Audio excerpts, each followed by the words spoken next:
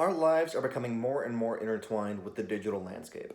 We display and expose ourselves on a multitude of social media platforms, store sensitive and private information in online databases, and the very medium through which I'm communicating to you all right now is proof of just how strong the relationship we now have with technology is. I'm sure we all understand the inherent risks of our online exposure, but many fail to realize just how much is truly at stake, specifically due to the invasive and unconstitutional powers granted to our government through the USA PATRIOT Act. Now, ever since Edward Snowden's 2013 NSA leaks, I've been deeply fascinated, or perhaps more aptly, deeply concerned with this legislation.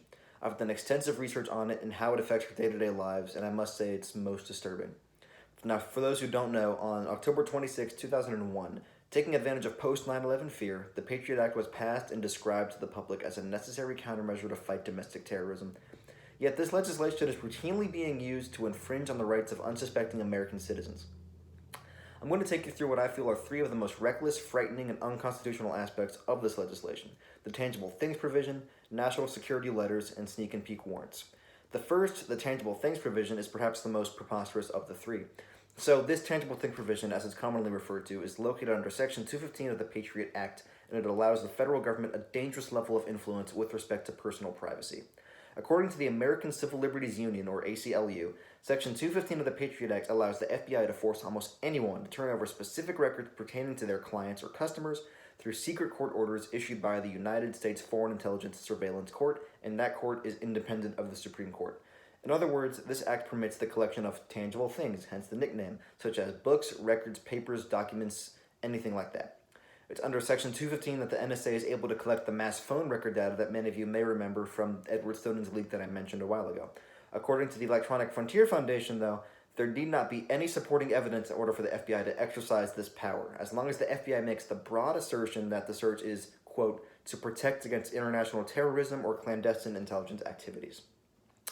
Section 215 also contains a gag order, meaning the recipient of such a search is prohibited by law from discussing the details with anyone, even their own spouse, under any circumstances. The Fourth Amendment specifically protects against warrantless search and seizure, and while Section 215 doesn't exactly grant Orwellian powers to the government, it most certainly is not constitutional, and it's just a small piece of the Patriot Act. So, similar to 215 searches, National Security Letters, or NSLs as they're commonly known, allow for unwarranted and unconstitutional search and seizure of certain records.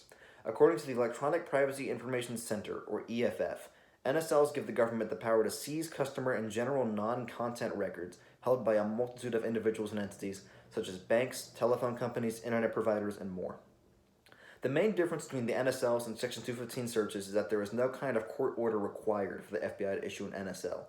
According to the ACLU, there were approximately 192,000 NSLs issued between 2003 and 2006, yet only one of those ultimately led to a terror conviction. These figures undoubtedly point to an abuse of the powers granted to the federal government under the Patriot Act. In 2013, it was reported that the Obama administration issued an average of 60 NSLs per day, and to this day, many thousands are still issued annually. As is the case with Section 215 searches, NSLs almost always come with an indefinite gag order, which many argue is unconstitutional in and of itself. According to The Intercept, in 2016, a leak revealed that the FBI was using NSLs to demand and coerce more information than is legally required or legally allowed out of the target entity, most notably including things like internet search history. The FBI has been preying on ignorance and fear, threatening legal consequences in order to gain private information protected under the Constitution. This evidence shows that while the Patriot Act may not explicitly allow for such things, many of its provisions act as dangerous bridges to greater powers no government should ever possess. In fact, of June of 2017, a proposal to allow the FBI to use NSLs to demand information such as browsing history, email headers, and social media information fell just 2 votes short of approval. Think about what could have happened to your personal privacy if that legislation were to have been passed. Temporarily moving away from the digital landscape, the last provision of the Patriot Act I'll discuss involves the physical search of private property.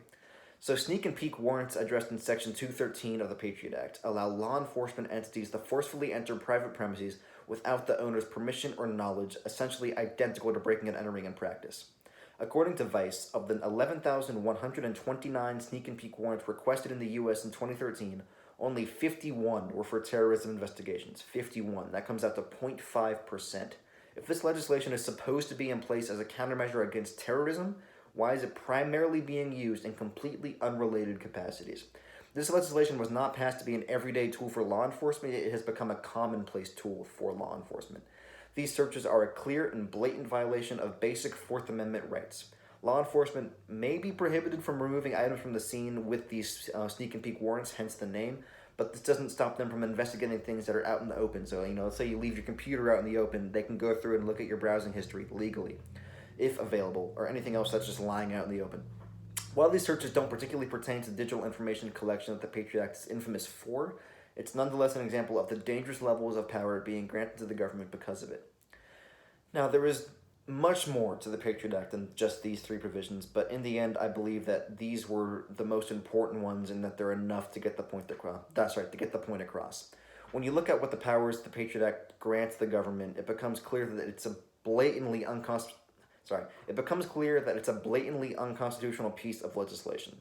The FBI and other federal agencies can gather all kinds of private and personal data through Section 215 and national security letters and can invade your own home without you ever knowing through sneak and peek warrants. Many argue that it is necessary to sacrifice personal freedoms in order to better guarantee your national security, and that may be true, but the fact is the Patriot Act has done far more harm to our personal liberties than good for our national security, and as I've shown you, the federal government often abuses these powers and frequently attempts to expand them. So take all the action you can take against this legislation. Call your congressman, protest in any capacity on any platform, and make your voices heard. When dealing with matters of the federal government like this, that's unfortunately all that can realistically be done, but that doesn't mean it's futile. Furthermore, it's more important to make a point to understand your rights with respect to the Patriot Act. Understand them enough so you're able to protect yourself as much as you can. Keep as much sensitive data as you can off the internet. Cover up face cameras on your computer, and above all else, be vigilant. It may be easy to write this off, tuck it away, and forget about it, but understand that your personal privacy is something that you cannot afford to compromise and ignore. Thank you.